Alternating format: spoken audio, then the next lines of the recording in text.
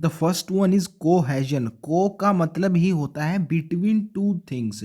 तो यहाँ पे वाटर मॉलिक्यूल्स के बीच में, बिटवीन वाटर मॉलिक्यूल्स जो अट्रैक्शन होगा, mutual attraction, that will be called cohesion. And the next one is adhesion.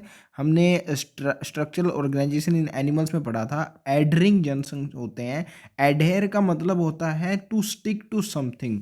तो स्टिकिंग और attraction of water molecules to polar surfaces को एडहेशन बोलेंगे।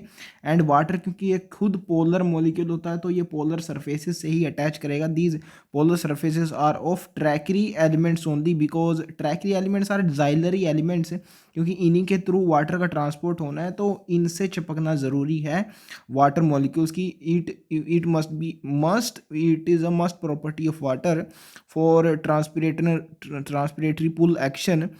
The third one is surface tension. Water molecules are attracted to each other in liquid phase more than to water in the gas phase. तो ये तो आपको पता ही है, liquid phase में चाहे वाटर हो या कोई और सब्सटेंस हो, they are more associated, and solid में और ज़्यादा एसोसिएटेड होते हैं। तो वाटर क्योंकि रूम टेम्परेचर पे लिक्विड फेज में एग्जिस्ट करता है, this results in more surface tension and this in turn helps in the transpiratory pull. This surface tension का जो फीचर है, प्रॉपर्टी है, इसी के कारण है क्योंकि रूम टेम्परेचर पे लिक्विड फेज में एग्जिस्ट करता है वाटर।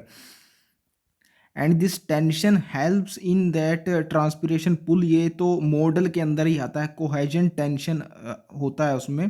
तो डेफिनेटली ये टेंशन हेल्प करती है in transpiration during ascent of xylem sap. These properties give water high tensile strength and ability to resist a pulling force, and high capillarity, ability to rise in thin tubes. तो ये tensile strength और capillarity, ये दोनों चीज़ें आप properties of matters chapter में पढ़ते हैं जो फिजिक्स के अंदर आता है। टेंजाइल स्ट्रेंथ आती है मैकेनिकल प्रॉपर्टीज ऑफ सॉलिड्स में, कैपिलैरिटी आती है मैकेनिकल प्रॉपर्टीज ऑफ फ्लूइड्स में। तो ये एबिलिटी होती है tensile strength to resist pulling force. एक स्ट्रेस डेवलप करता है जब आप पुलिंग फोर्स यानी लॉन्जिट्यूडनल डायरेक्शन में फोर्स लगाते हैं, तो उसको टेंजाइल स्ट्रेस बोलते हैं। वहीं से आई है ये टेंजाइल स्ट्रेंथ, वहीं से डेवलप होती है। सो पुलिंग फोर्स को रेसिस्ट करने की एबिलिटी होगी tensile strength. And high capillarity, capillarity का मतलब यही होता है कि कैपिलरी जो ट्यूब होती है उसमें राइज करने की एबिलिटी। एंड आपको इससे ये समझ में आ रहा होगा कि जितनी नैरो और पतली होंगी ये ट्यूब्स, थिन होंगी जितनी, उतनी ज़्यादा ये प्रॉपर्टी होगी कैपिलैरिटी की। In plants capillarity is aided by small diameter of the tracheary elements, tracheids and vessel elements. तो यही होते हैं दो tracheary elements, tracheids and vessels. इनके डायमीटर स्मॉल होते हैं, ये हेल्प करता है कैपिलैरिटी एक्शन में वाटर के। The process photosynthesis requires water, this we know very well. अगर नहीं पता है तो आपको लग जाएगा पता। 13 चैप्टर है मिनरल न्यूट्रिशन से आगे, उसमें हम पढ़ने वाले हैं। स्प्लिटिंग ऑफ वाटर एक रिएक्शन होती है जैसे ऑक्सीजन प्रोड्यूस होती है, तो डेफिनेटली फोटोसिंथेसिस रिक्वायर करता है वाटर। मैंने यहाँ पे हाईलाइट नहीं किया क्योंकि ये हम पढ़ने ही वाले हैं डिटेल में आगे। The system of xylem vessels from root to the leaf vein can supply the needed water. तो xylem ऐसा करते हैं, वाटर और मिनरल्स की सप्लाई करते हैं, we know very well, root से लीफ तक पहुंचा देते हैं वो। But what force does a plant use to move water molecules into the leaf parenchyma cells where they are needed? Of course हमने anatomy of flowering plants में पढ़ा था कि parenchyma cells रिस्पॉन्सिबल होती हैं फोटोसिंथेसिस के लिए, तो डेफिनेटली इनको वाटर की रिक्वायरमेंट होती है। तो जाइलम ने तो लीव सेल तक पहुंचा दिया, लेकिन इनसाइड द लीव सेल्स वहाँ कैसे मूवमेंट होगी वाटर की, वो यहाँ पे डिस्कस किया गया है। As water evaporates through stomata, since thin film of water of the cell is continuous, it results in pulling of water molecule by molecule into the leaf from xylem. तो वही चीज़ है जो हमने पीछे डिस्कस की थी, कोहेजन, टेंशन, ट्रांसपिरेशन, पुल model वही यहाँ पे दोबारा डिस्कस किया गया है। वाटर इवेपोरेट करता है आउटसाइड एनवायरनमेंट में ट्रांसपिरेशन के थ्रू, और ये thin film of water continuous होती है, एक दूसरे से जुड़े होते हैं water molecules. This results in tension and pulling of water molecule by molecule into the leaf from the xylem. तो ऐसे जाइलम से, जो कि नीचे से ले आया था वाटर और मिनरल्स को, into the parenchyma cells movement होती है by developing of this tension due to pressure gradient. Also because of the lower concentration of water vapour in the atmosphere as compare to the substomatal cavity and intercellular spaces, water diffuse in the surrounding air, this creates a pull. तो ऐसे pressure difference की वजह से ये पुल create होता है। ये हमने पहले भी डिस्कस कर लिया है।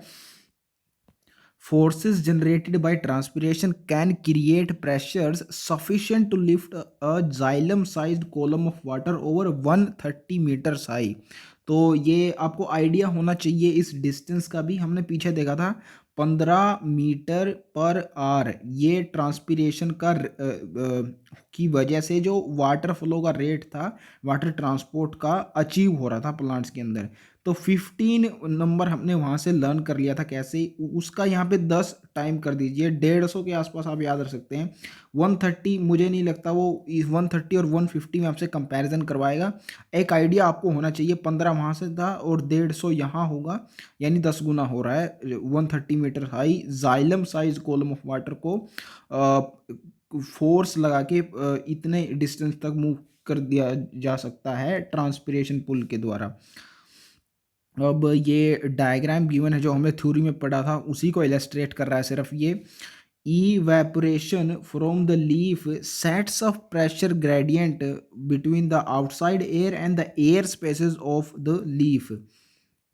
These air spaces are nothing but the intercellular spaces that we have talked about in the theory. This gradient is transmitted into photosynthetic cells and on the water filled xylem in the leaf vein. तो इसी gradient की वजह से, जो कि evaporation के द्वारा set किया गया है, फोटोसिंथेटिक सेल्स में प्रेशर कम हो जाता है, और वाटर फील्ड जाइलम वेसल्स के अंदर तो प्रेशर है ही क्योंकि वाटर उसमें फिल हुआ है। तो इस ग्रेडियंट की वजह से मूव करता है water into the photosynthetic cells और parenchyma cells, and that's how the movement of water is allowed here. तो इन शॉर्ट आप मान सकते हैं कि इवेपोरेशन की वजह से ये सब कुछ हो रहा है, प्रेशर ग्रेडियंट क्रिएट हो रहा है। एंड ये जो डायग्राम है पॉलीसेड एंड स्पॉन्जी पैरेन्काइमा, ये आपको याद आ रहा होगा, अनाटमी ऑफ फ्लावरिंग प्लांट्स में भी कुछ ऐसा ही डायग्राम है। Transpiration and photosynthesis a compromise.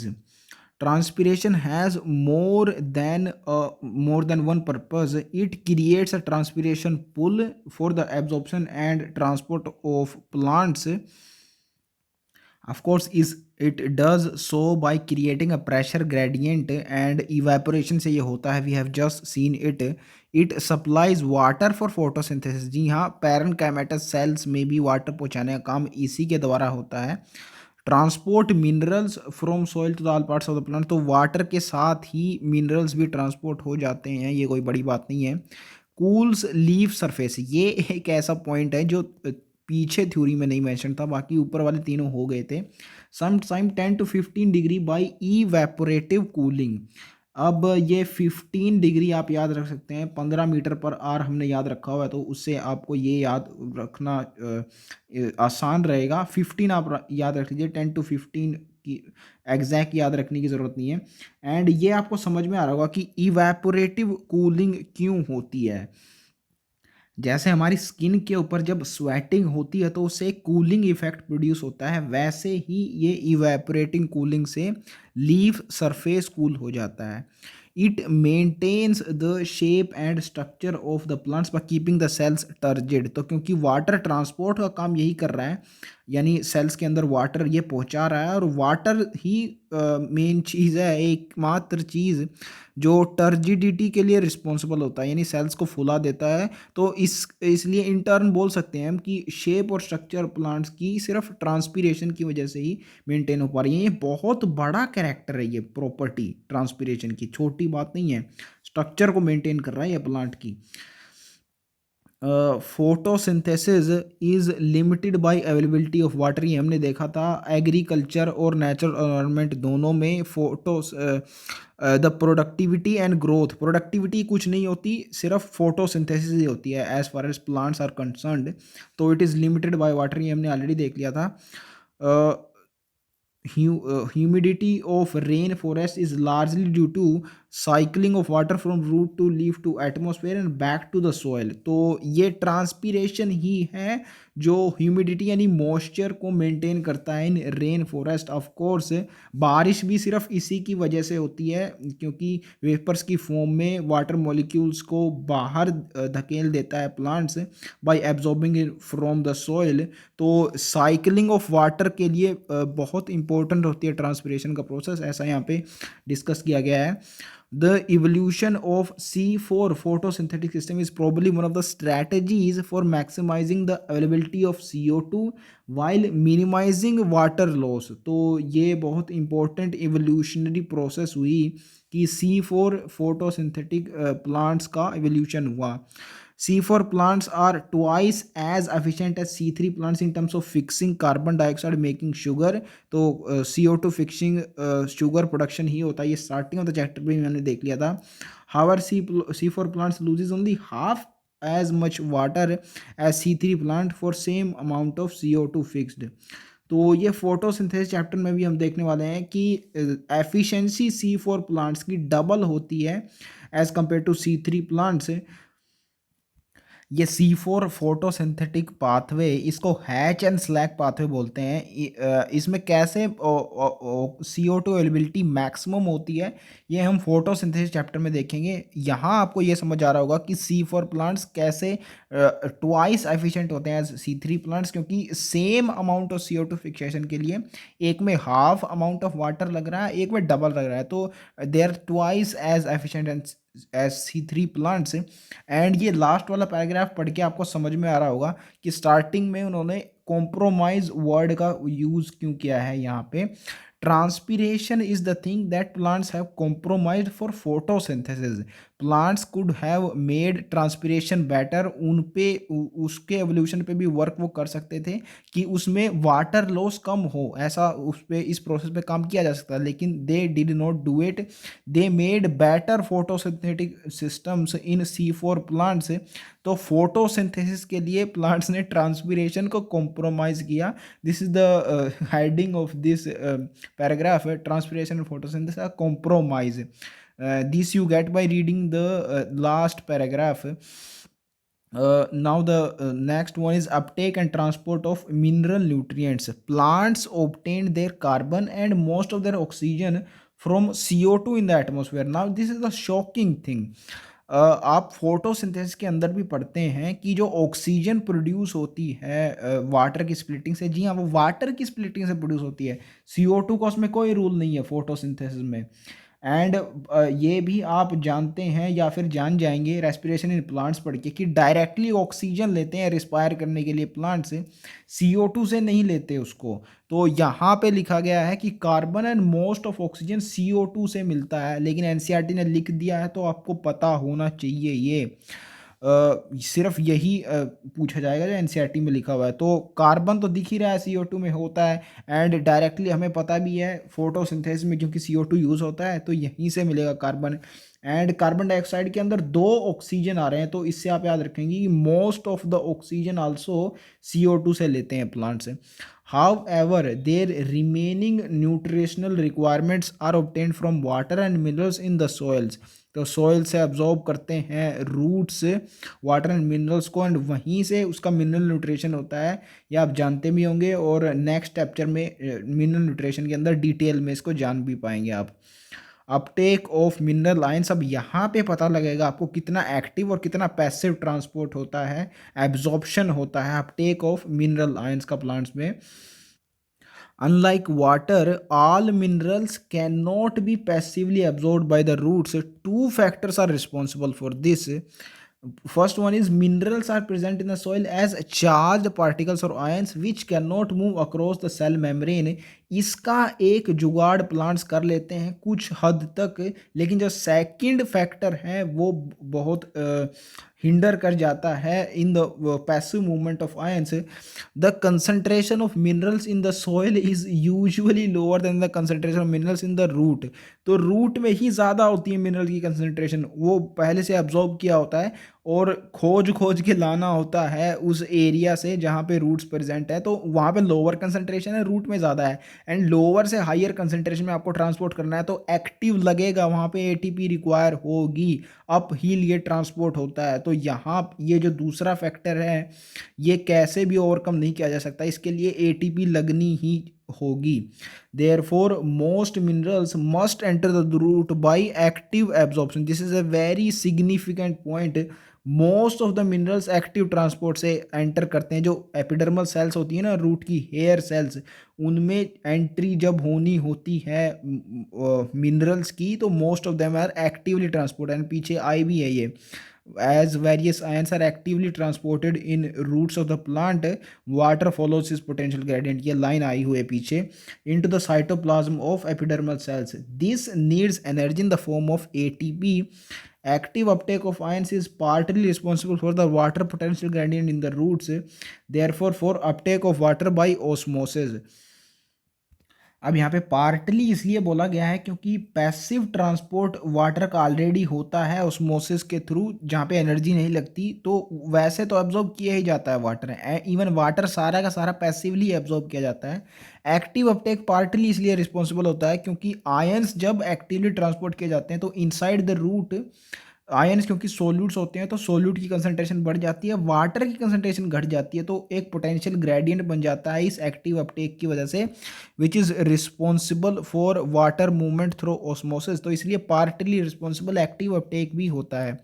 Some ions also move into the epidermal cells passively. तो यही मैं आपको बोल रहा था कि जो पहला फैक्टर है कि minerals are charge particles and can not move in cell membrane, क्योंकि चार्ज पार्टिकल्स ये पोलर होते हैं और नॉन पोलर मेम्ब्रेन को ये क्लोज नहीं कर पाएंगे इसलिए।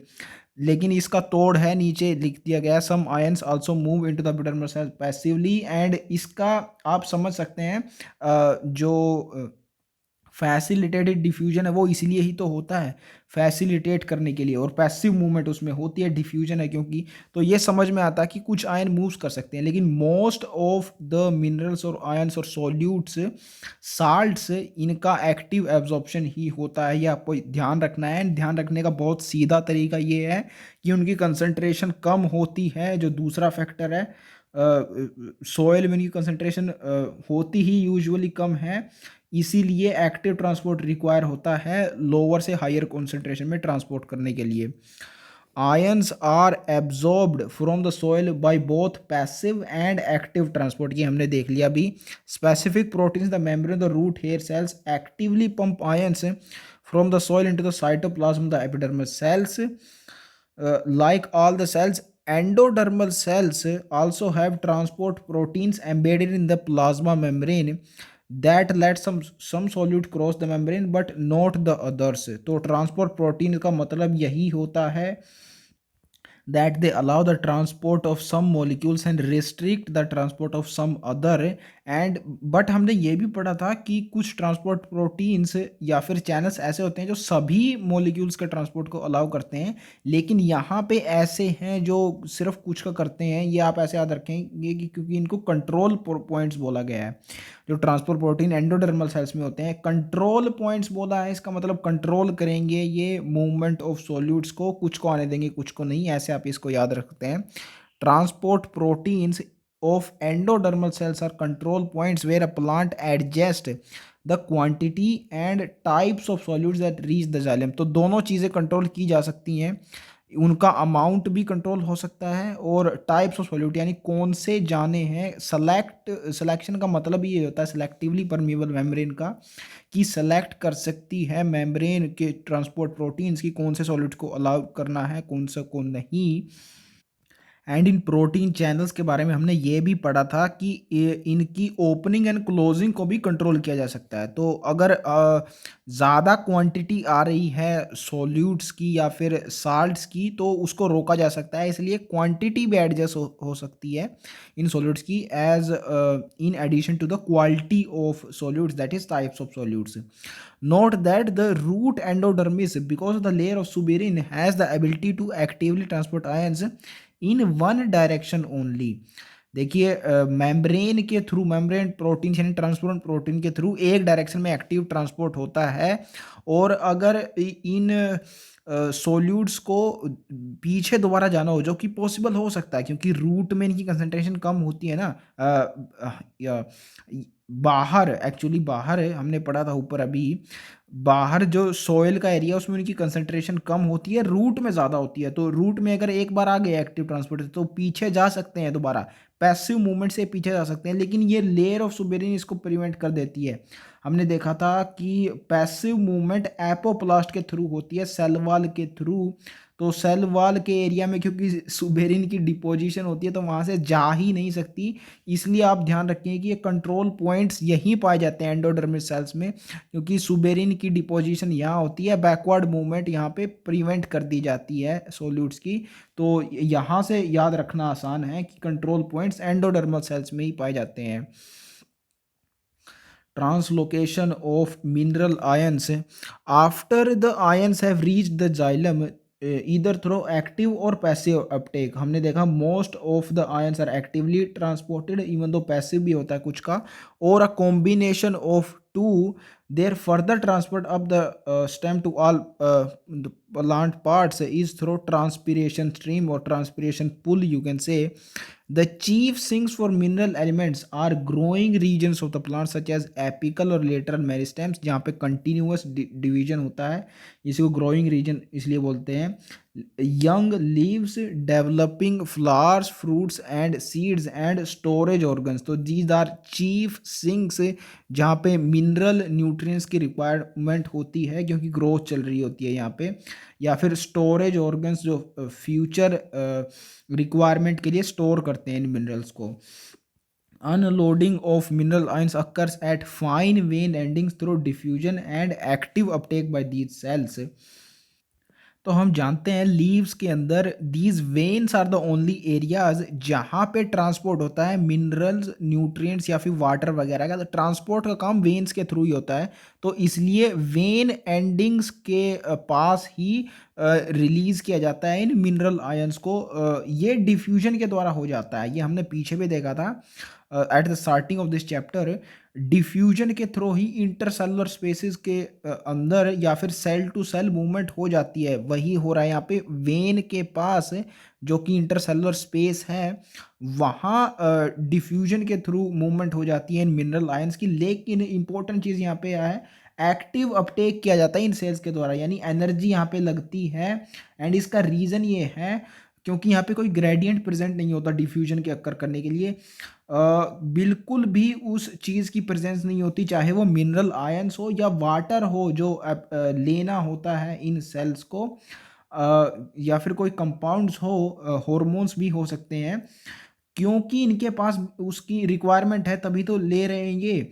एंड ग्रेडियंट ऑलरेडी क्योंकि प्रेजेंट नहीं है, तो बिना ग्रेडियंट के अगर ट्रांसपोर्ट करना तो एक्टिवली करना होगा, तो इसलिए एक्टिव अपटेक होता है इन सेल्स के द्वारा यहाँ पे। Mineral ions are frequently remobilized particularly from older sensing parts। तो ये हमने स्टार्टिंग ऑफ द चैप्टर में भी देखा था कि सेंसेंस के टाइम रीमोबिलाइजेशन या फिर रिसाइकलिंग होनी होती है मिनरल आयंस या न्यूट्रिएंट्स की। Older dying leaves export much of their mineral content to younger leaves. Similarly, before leaf fall in deciduous plants, mineral are removed to other parts।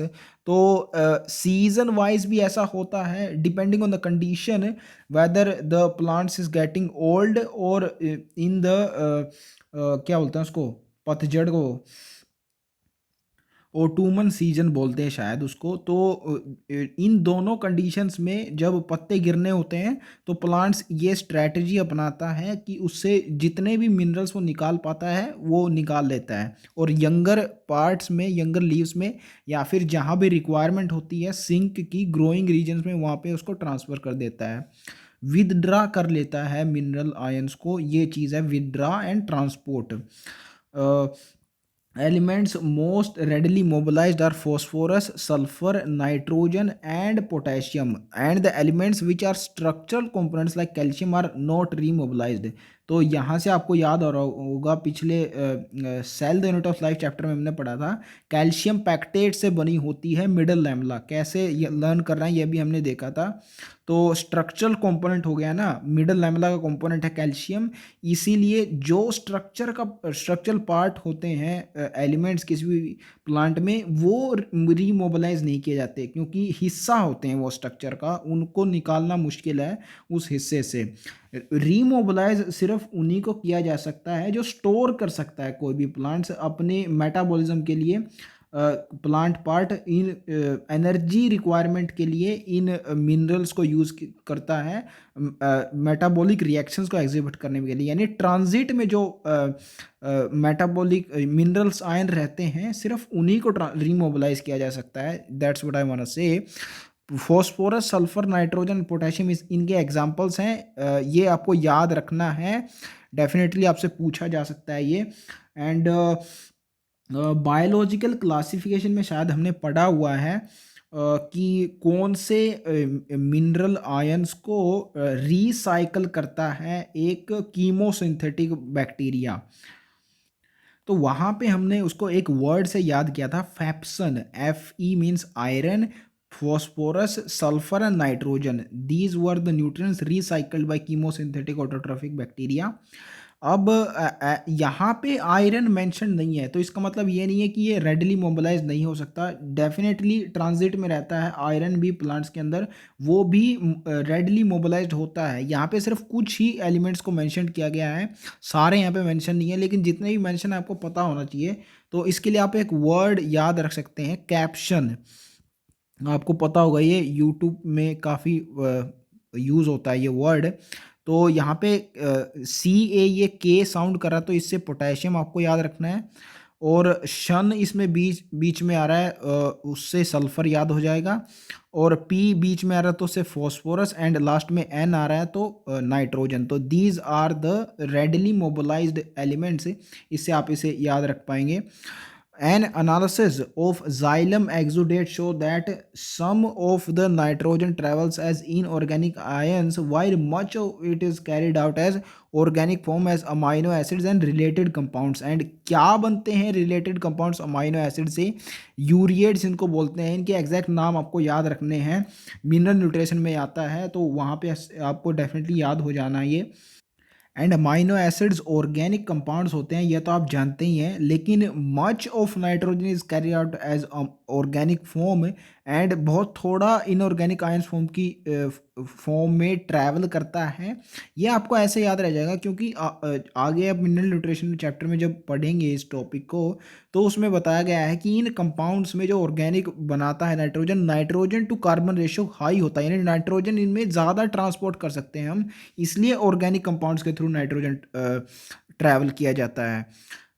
Similarly, small amounts of phosphorus and sulfur are also carried out as organic compounds। अब sulphur में actually दो ऐसे amino acids होते हैं सिर्फ जिनमें sulphur पाया जाता है, सिस्टीन एंड मीथियोनिन। इन दोनों के नाम आपको याद रखने हैं, नेक्स्ट चैप्टर में आएगा मिनरल न्यूट्रिशन में। तो सारे के सारे अमाइनो एसिड्स में नाइट्रोजन जरूर होता है, इसलिए much of the nitrogen is carried out as organic form. सिर्फ दो ही अमाइनो एसिड में सल्फर है इसलिए इसका स्मॉल अमाउंट्स कैरी किया जाता है, ऐसे सल्फर ऐसे स्मॉल ऐसे भी आप याद रख सकते हैं। एंड फॉस्फोरस क्योंकि सल्फर के साथ ही लाई करता है, सल्फर 16 होता है, फॉस्फोरस 15, तो फॉस्फोरस भी स्मॉल अमाउंट्स में कैरी किया जाएगा, ऐसे आप इसे याद रख सकते हैं। In addition, small amount of exchange of material also does take place between xylem and phloem. अब ये जो पैराग्राफ है ये ट्रेडिशनल बिलीव्स को ब्रेक करने के लिए, मिथ्स को तोड़ने के लिए इंट्रोड्यूस किया गया है। एंड ऐसा पहले माना जाता था क्योंकि एक्सपेरिमेंट नहीं करे थे ना प्लांट्स पार्ट्स के ऊपर। तो जाइलम क्योंकि उसमें मिनरल और वाटर का ट्रांसपोर्ट होता है, यानी मिनरल होते हैं साल्ट्स यानी इनऑर्गेनिक आयंस, और फिलोम क्योंकि ऑर्गेनिक कंपाउंड्स यानी शुगर प्रोड्यूस करता था। तो ऐसा माना जाता था, बिलीव था कि फिलोम में सिर्फ ऑर्गेनिक कंपाउंड्स का ट्रांसपोर्ट होता है, जाइलम में सिर्फ इनऑर्गेनिक का। उसको ब्रेक करने के लिए मिथ को ये पैराग्राफ इंट्रोड्यूस किया गया है। तो अगर ब्रेक कर रहा है तो एक्सचेंज ऑफ मटेरियल्स भी ज़रूर होना चाहिए ना उन दोनों के बीच में, जो कि पहले ये मिथ था। तो उस मिथ को ये ब्रेक करने की कोशिश कर रहा है पैराग्राफ। आगे आप देखने वाले हैं कि फिलोम के थ्रू अमाइनो एसिड्स का भी ट्रांसपोर्ट होता है, एंड जाइलम भी यूज़ कर रहा है अमाइनो एसिड्स का for the transport of nitrogen. तो इससे आप याद रखिए कि अमाइनो एसिड्स का एक्सचेंज होता है, मींस एक्सचेंज ऑफ मटेरियल्स भी ज़रूर होता है जाइलम और फिलोम के बीच में। Hence, it is not that we can clearly make a distinction and say categorically that xylem only transport only inorganic nutrients, while phloem transport only organic materials, as was traditionally believed। as and ऐसा traditionally क्यों believe किया जाता था ये मैंने आपको बता दिया है। Now phloem transport is discussed here, जिसमें सोर्स सिंक रिलेशनशिप आपको देखने को मिलेगा, and it is the only thing which is responsible for bidirectional flow of transport in phloem. Food primarily sucrose, या आप आगे देखेंगे कि सुक्रोज की फॉर्म में बना कन्वर्ट कर ली जाती है sugar before it is transported. तो इसलिए प्राइमरीली सुक्रोज यहाँ पे लिखा है। is transported by the vascular tissue phloem from a source to sink. Usually the source is the leaf and the sink is the part that needs or stores the food. Source and sink may be reversed depending on season and plant's need। तो ये दो criteria होते हैं, या तो plant की need हो, growing area हो, या फिर डिपेंडिंग ऑन सीजन। जब ऑटोमन सीजन आता है जैसे हमने पीछे देखा, तो यूजुअली वो सोर्स बन जाता है पार्ट, और सिंक ग्रोइंग रीजन हो जाते हैं। सिंक भी वो हो रहा होता है पार्ट जहाँ पे फोटोसिंथेसिस होती है लीव्स के थ्रू। लेकिन ऑटोमन सीजन में क्योंकि पत्ते झड़ जाते हैं, बर्ड स्टेज आ जाती है, with act as a sink because it's a growing region. Sugar stored in the roots may be mobilized to become source of food in early spring when the buds of tree acts at sink। क्योंकि birds photosynthesis नहीं कर सकती ना, इसलिए जो roots में store होती है food वो spring के season में सोर्स की तरह एक्ट करती है, and then buds will act as sink. They need energy for growth and development of the photosynthetic apparatus, यानी बर्ड्स से लीफ में कन्वर्ट होने में जो कि फोटोसिंथेटिक अपरेटस हो रहा है उनको एनर्जी की रिक्वायरमेंट होती है, एंड स्टोर्ड फूड और energy in the roots then act as source of the energy. Since the sourcing relationship is variable, the direction of movement in the phloem is upwards or downwards, यानी by directional होती है। पीछे हमने देखा था कि multi directional flow होता है ऑर्गेनिक एंड मिनरल न्यूट्रिएंट्स का। बाई डायरेक्शनल यहाँ पे सिर्फ दो ही डायरेक्शन कंसीडर किए गए हैं, अपवर्ड और डाउनवर्ड। इसी को मल्टी डायरेक्शन भी बोल सकते हैं आप। ऑर्गेनिक कंपाउंड्स का होता है, मिनरल्स का भी। इसका मतलब ये है कि आगे पीछे भी हो सकता है। मल्टी डायरेक्शन का मतलब ये है जहाँ नीड हो वहीं जा सकता है। तो इन दोनों में कोई भेद नहीं है, बाई डायरेक्शनल और मल्टी डायरेक्शनल में। This is in contrast with the xylem where the movement is always unidirectional. Xylem में कोई एक्सेप्शन नहीं है, हमेशा यूनिडायरेक्शनल होती है, अपवर्ड से। या hence unlike one way flow of water in transpiration, food in phloem sap can be transported in any required direction so long as there is a sourcing relationship। जी हाँ, any required direction का मतलब ये है कि multi directional transport हो सकता है, तो बाई डायरेक्शन को बोल सकते हैं multidirectional. Phloem sap is mainly water and sucrose, क्योंकि सुक्रोज तो अकेला तो कुछ होगा नहीं, किसी सॉल्यूशन में प्रेजेंट होगा, and water act as a best solvent, इसलिए वाटर एंड सुक्रोज प्रेजेंट होते हैं फिलोम सैप में मेनली, क्योंकि ऑर्गेनिक कंपाउंड प्रोड्यूस करता है ना फोटोसिंथेसिस से एक लीफ, एंड यही ट्रांसपोर्ट करता है फिलोम।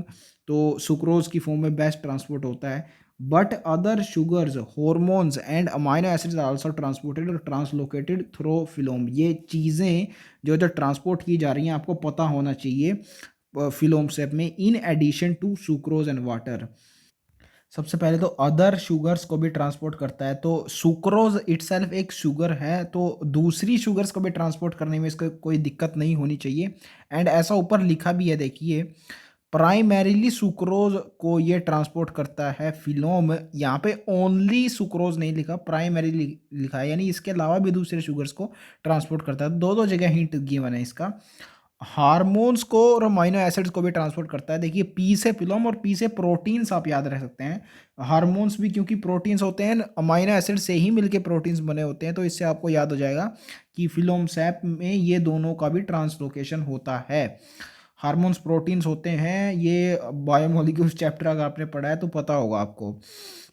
द प्रेशर फ्लो और मास फ्लो हाइपोथेसिस, तो ये दोनों ही इसी के नाम है। मास फ्लो हमने देखा था, बल्क फ्लो ये प्रेशर डिफरेंस के कारण ही सिस्टम ऑपरेट कर पाता है, तो इसलिए प्रेशर फ्लो भी इसको बोल सकते हैं।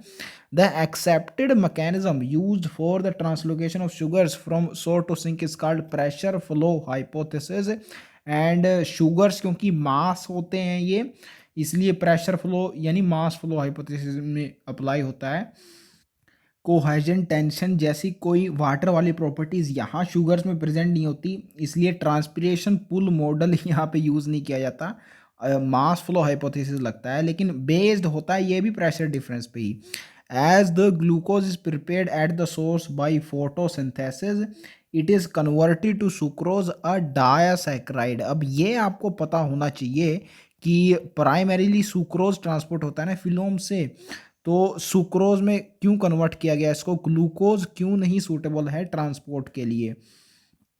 तो इसका यही रीज़न है जो कि हमने पीछे भी देखा था, क्यों इन ऑर्गेनिक सब्सटेंसेस की जगह ऑर्गेनिक फॉर्म में अमीनो एसिड्स की फॉर्म में ट्रांसपोर्ट की जाती है नाइट्रोजन, क्योंकि नाइट्रोजन टू कार्बन रेशियो वहाँ पे ज़्यादा आता है, ज़्यादा नाइट्रोजन ट्रांसपोर्ट की जा सकती है। वैसे ही ग्लूकोज में एक मोलिक्यूल आप ग्लूकोज का ट्रांसपोर्ट करेंगे, यहाँ पे सुक्रोज में दो कर सकते हैं, डबल अमाउंट ऑफ ग्लूकोज, क्योंकि सुक्रोज में दो होते हैं, glucose plus fructose, and fructose को आइसोमराइज किया जा सकता है ग्लूकोज में, तो इसलिए डबल अमाउंट ऑफ शुगर इसमें ट्रांसपोर्ट हो सकती है, इसलिए सुक्रोज। अब यहाँ पे आप पूछ सकते हैं कि पॉलीसैकेराइड में क्यों नहीं कन्वर्ट किया जा रहा, उसमें तो बहुत सारी शुगर ट्रांसपोर्ट हो सकती है, लेकिन उसमें बहुत ज़्यादा शुगर हो जाएगी और ट्रांसपोर्ट के में ही हिंडर करेगा, वो ज़्यादा बड़ा मॉलिक्यूल हो जाएगा पॉलीसैकेराइड का, इसलिए सुक्रोज ना तो ज़्यादा बड़ा है ना ही ये छोटा है, तो सुक्रोज सूटेबल होता है, ऐसे आप याद रखेंगे, ऐसे सुक्रोज ऐसे सूटेबल फॉर ट्रांसपोर्ट।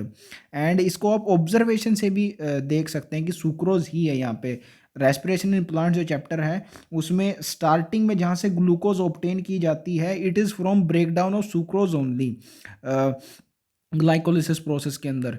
तो जहाँ पे साइटोप्लाज्म में ग्लाइकोलिसिस होती है वहाँ पे ट्रांसपोर्ट करके सुक्रोज लाया गया है ना, तो इसलिए ट्रांसपोर्ट में सुक्रोज काम आता है। The sugar is then moved in the form of sucrose into the companion cells and then into the living phloem sieve tube cells by active transport. देखिए यहाँ पे सेल्स का अपटेक हो रहा है ना, और हमने पीछे देखा था अपटेक एक्टिवली ही होता है, तो एक्टिव ट्रांसपोर्ट से अपटेक कर रही हैं।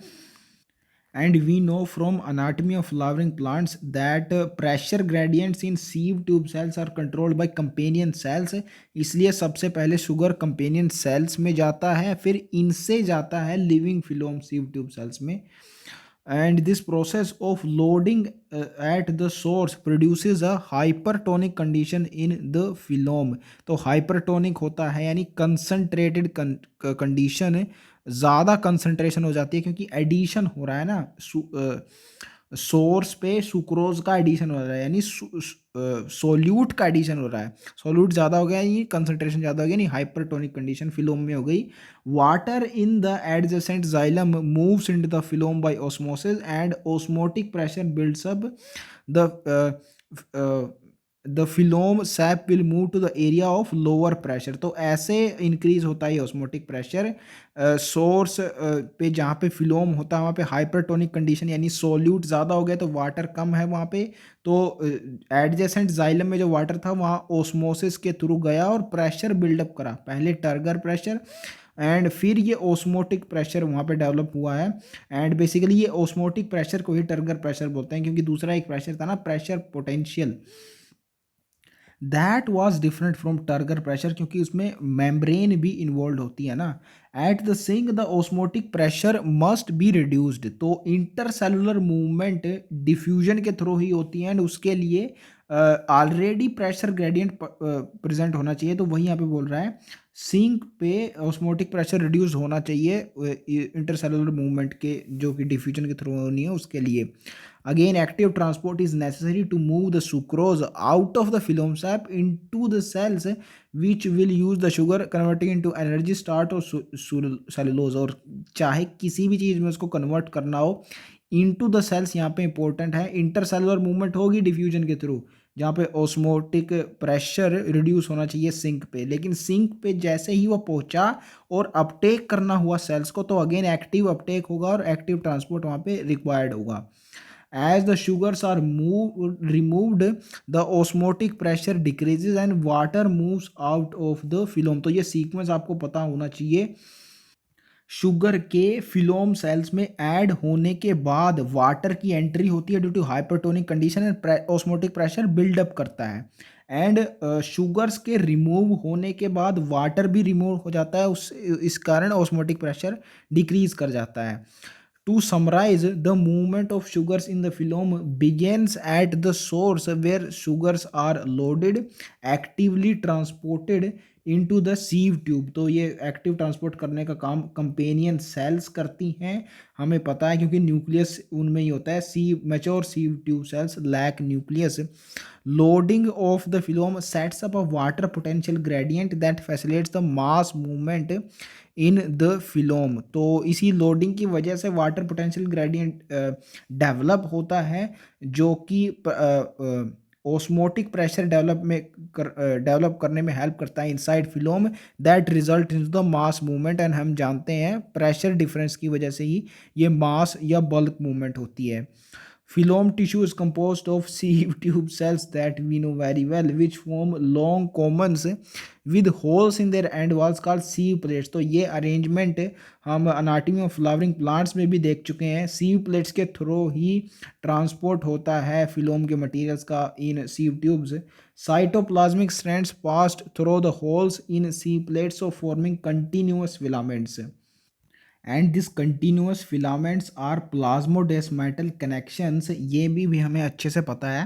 As hydrostatic pressure in sieve tubes of the phloem increases, this by the entry of water, osmotic pressure increase कर रहा है by loading of sugars, pressure flow begins and saps move through the phylum। Meanwhile, at the sink, incoming sugars are actively transported out of the phylum and removed as complex carbohydrates. तो यही Uptake होता है actively जिन sales में sugars transport होनी होती है, and वही यही चीज़ डायग्राम के थ्रू आपको दिखाई गई है, diagrammatic presentation of mechanism of translocation within phloem. Sugars leave sieve tube for metabolism and storage and it depends कि वो सेल कौन सी है। अगर स्टोरेज ऑर्गन है तो स्टोरेज करेगा शुगर को, और मेटाबोलाइज करेगा अगर उस सेल को एनर्जी की रिक्वायरमेंट है तो शुगर को तोड़ेगा ग्लूकोज में एंड देन उसका मेटाबॉलिज्म करेगा। ये ग्लाइकोलिटिक पाथवे है जहाँ से स्टार्ट होता है मेटाबॉलिज्म, और इसको रेस्पिरेशन भी बोल सकते हैं आप, क्योंकि एनर्जी इससे ही प्रोड्यूस होती है। तो डिपेंडिंग ऑन द रिक्वायरमेंट ऐसा ये दो फेट हो सकते हैं शुगर्स के, मेटाबॉलिज्म और स्टोरेज। एंड एक ही चीज़ यहाँ पे हर बार हर जगह लिखी है, वाटर फ्लो थ्रू ऑस्मोसिस, ये हम जानते ही हैं।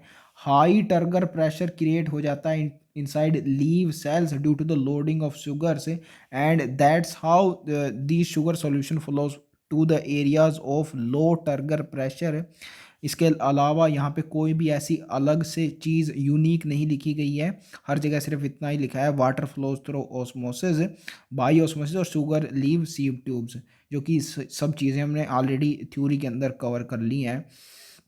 The loss of solute produces a high water potential in the phloem and water passes out returning eventually to the xylem. तो loss of solute यानी के removal of sugar from the phloem, जो कि हाइपरटोनिक कंडीशन हो गई थी वो remove हो जाएगी। सॉल्यूट अगर रिमूव हो गया तो सॉल्वेंट बचा विच इज़ वाटर है, यानी high concentration high water potential हो जाएगा वाटर का फिलोम में, तो लो कंसंट्रेशन की तरफ ये बढ़ेगा, water will pass out of the phloem and returning eventually to the xylem. अब एक और एक्सपेरिमेंट है आगे गिवन इस चैप्टर में गर्डलिंग का। एक्चुअली गर्डल का मतलब होता है structure with circular outline, ring भी उसको बोल सकते हैं, वही ऐसा ही कुछ इस एक्सपेरिमेंट में होना भी है। एंड गर्डल्स आप पढ़ते भी हैं ह्यूमन स्केलेटन में, pelvic and pectoral girdles. And अगर आपको इससे याद नहीं हो रहा तो इसमें आई आर आ रहा है और रिंग में भी आई आर आई आता है, तो इससे आप याद रखेंगे रिंग इससे एसोसिएटेड है।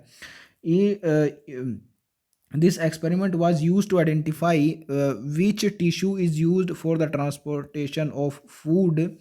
On the trunk of a tree, a ring of bark up to the depth of phloem layer can be removed carefully. तो आपको बार्क यानी जो आउटसाइड होती है, बार्क क्या रीजन होता है हमें एग्जैक्टली पता है एनाटॉमी ऑफ फ्लावरिंग प्लांट से, तो बार्क का वो हिस्सा जहाँ तक फिलोम लेयर आती है उसको रिमूव करना, आपको बेसिकली फिलोम लेयर को रिमूव करना पर्पज़ है। बार्क क्योंकि उसके ऊपर होती है तो ये तो रिमूव करनी ही होगी। In the absence of downward movement of the food, the portion of the bark above the ring on the stem becomes swollen after a few weeks, क्योंकि आपने फिलोम रिमूव कर दिया है एंड उसके थ्रू ही फूड का transport होता है, तो अबोव द दैट पोर्शन जहाँ पे आपने रिमूव किया है वहाँ ऊपर से क्योंकि बन के आ रहा है फोटोसिंथेसिस के थ्रू, फूड एक्यूमुलेट हो जाएगा और स्वोलन हो जाएगा वो हिस्सा। This simple experiment shows that phloem is the tissue responsible for translocation of food. ये इंपॉर्टेंट है, आपको याद रखना है गर्डलिंग एक्सपेरिमेंट क्या डेमोन्स्ट्रेट करता है। And the transport take place in one direction only, that is downwards towards the roots. And इसका हमें इससे भी पता लगता है क्योंकि इस एक्सपेरिमेंट में रूट्स मर भी जाती हैं क्योंकि फूड की एब्सेंस हो गई ना, पहुंच ही नहीं रहा रूट्स तक फूड, तो उसकी सार्केसिटी में रूट्स डेड हो जाती हैं इस एक्सपेरिमेंट में। And in addition to the swollen end of the stem, जो कि रिंग से ऊपर हिस्सा स्वोलन हो जाता है और रिंग से नीचे जो स्टेम बचती है रूट्स बचती है वो डेड हो जाती हैं। तो इसलिए हम इससे यही पता लगता है कि एक डायरेक्शन में हो रहा है transport of food through phloem, that is towards the root, क्योंकि रूट को मिल ही नहीं रहा कुछ, इससे ये सिग्निफाई हो जाता है इस एक्सपेरिमेंट से। This was all about the girdling experiment and यहाँ पे थ्योरी कंप्लीट हो जाती है इस चैप्टर की ट्रांसपोर्ट इन प्लांट्स। समरी में कुछ पॉइंट्स मुझे मिले हैं जो थोड़े से यूनिक लगे मुझे। Movement of these nutrients into the plant as well as one plant cell to another plant cells essentially involves movement across a cell membrane। यहाँ पे essentially वर्ड इंपॉर्टेंट है इसलिए मैंने इसको हाईलाइट किया हुआ है। चाहे आप सीधे एपिडर्मल सेल्स में मिनरल न्यूट्रिएंट्स का एब्जॉर्प्शन करा रहे हैं, वहाँ भी एक्टिव ट्रांसपोर्ट रिक्वायर होता है जो कि मेम्ब्रेन में धसे हुए प्रोटीन्स के थ्रू होता है, तो सेल मेम्ब्रेन के क्रॉस मूवमेंट वहाँ भी होती है। एंड आप पूछेंगे कि एपोप्लास्ट के थ्रू तो मेम्ब्रेन क्रॉस नहीं होती, लेकिन अल्टीमेटली सिम्प्लास्टिक मूवमेंट होती है ना रूट्स में भी, तो चाहे किसी भी पाथवे के थ्रू ट्रांसपोर्ट हो रहा हो मिनरल न्यूट्रिएंट्स का, सेल मेम्ब्रेन जरूर क्रॉस करनी होती है। ये इंपॉर्टेंट पॉइंट है, इवन दो आपको समझ में आ जाएगा ये अगर आपने थ्योरी ध्यान से पढ़ी है, लेकिन डायरेक्टली गिवन नहीं था एनसीईआरटी में, इसलिए मैंने इसको हाईलाइट कर दिया है।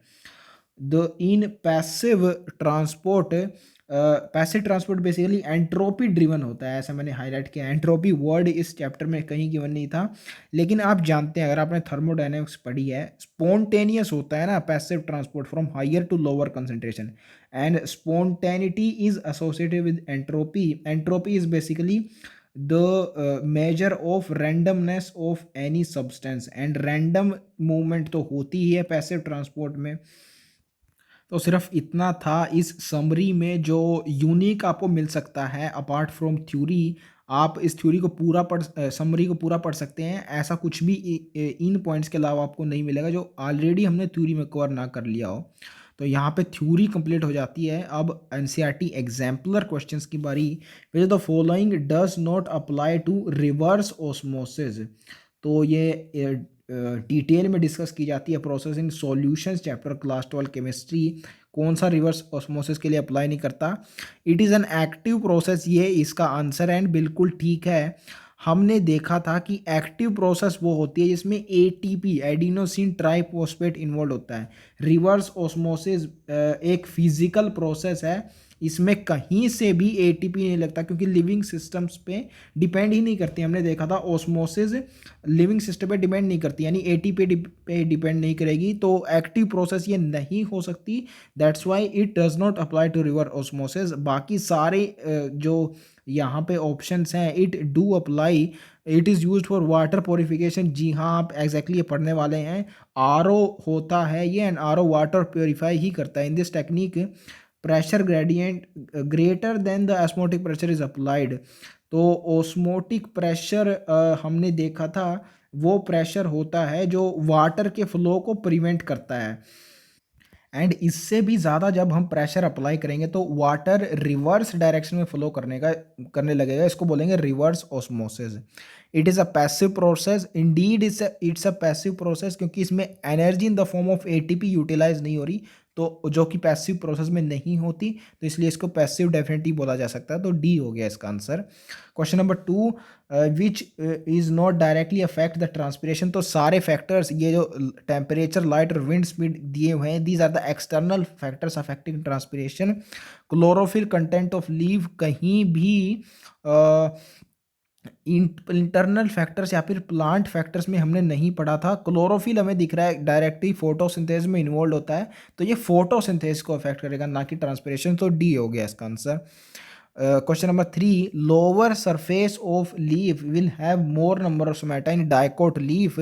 तो यहाँ भी आता है, ये अनाटमी ऑफ फ्लावरिंग प्लांट्स में भी आता है। Isobilateral have same number of leaves on both the sides. Question number 4, the form of sugar transported the phloem through phloem is sucrose, and क्यों सुक्रोज ही चूज की जाती है in comparison to glucose, fructose और ETC other polysaccharides. इसका reason भी हमने जानने की कोशिश की थी चैप्टर के अंदर। Question number 5, guttation take place. तो इवेपोरेशन कम होना चाहिए गटेशन के लिए।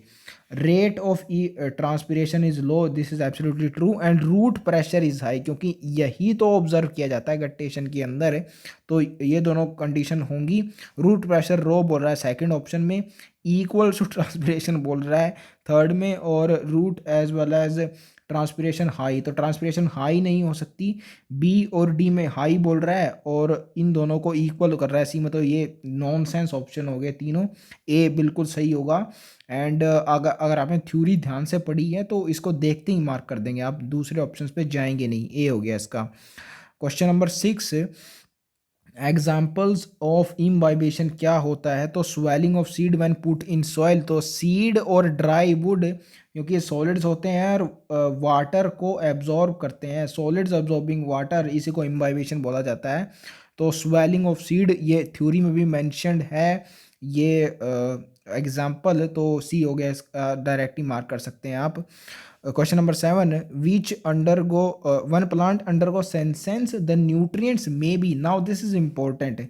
जब पहले ये क्वेश्चन था एनसीईआरटी एग्जाम्पल में, तो इसका विड्रान गिवन था एक्शन आंसर, क्योंकि थ्योरी में एग्जैक्टली विड्रान ही गिवन है। ये लाइन है थ्योरी में, when a plant part undergo sense and nutrients may be withdrawn, ये एग्जैक्टली विड्रान वर्ड वहाँ पे आता है, लेकिन मोर अप्रोप्रिएट वर्ड यहाँ पे ट्रांसलोकेटेड है, क्योंकि इवेंचुअली तो जो विड्रा किए गए हैं वो कहीं पे फेक तो नहीं देता ना प्लांट्स, ट्रांसलोकेट करता है उन रीजन्स को जो एक्ट एज अ सिंक करते हैं और ग्रोइंग रीजन्स में ट्रांसलोकेट करता है। तो मेन पर्पज विड्रा का ट्रांसलोकेशन ही है। तो इसका इवेंचुअली अल्टीमेटली आंसर ट्रांसलोकेशन ही होना चाहिए, जो कि कर दिया गया है। आप अगर ये पीडीएफ देखेंगे एनसीईआरटी एग्जाम्पलर का तो इसका आंसर बी गिवन है, लेकिन एनसीईआरटी एग्जाम्पलर करेक्शन का भी पीडीएफ मैं अपलोड किया हुआ है, उसको देखिए, उसमें सी आपको आंसर मिलेगा इसका।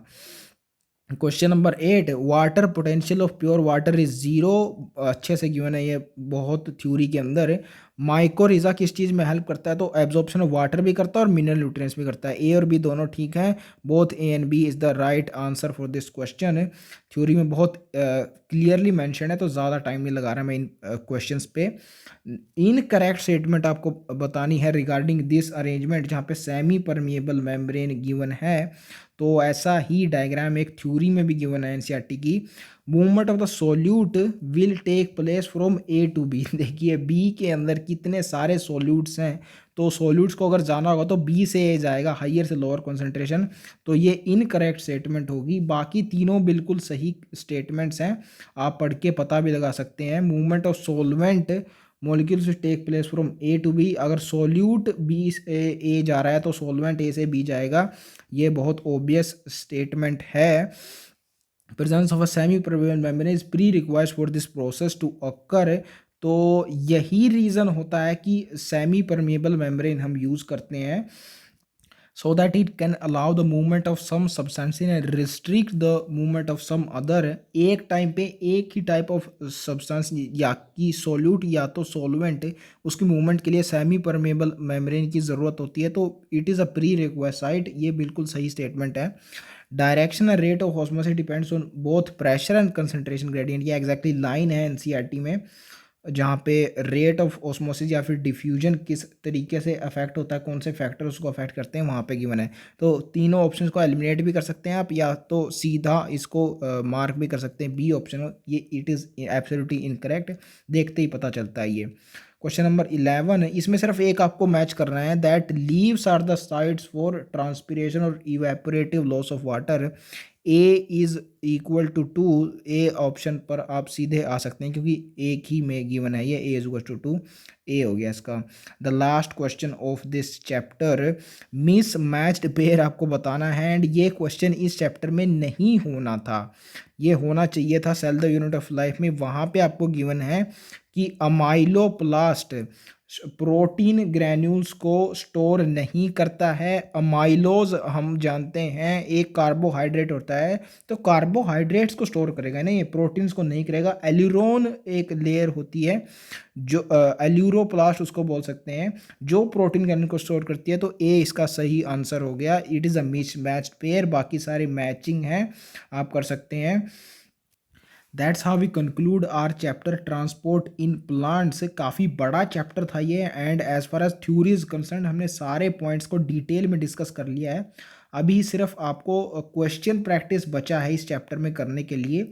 आप PYQs को भी कर सकते हैं, या फिर जहाँ से आपको क्वेश्चंस अवेलेबल होते हैं इस चैप्टर के वो कर सकते हैं। Just make sure one thing, you only practice NCERT oriented questions, क्योंकि आउटसाइड NCERT क्वेश्चंस नहीं आ रहे हैं आजकल नीट के पेपर में।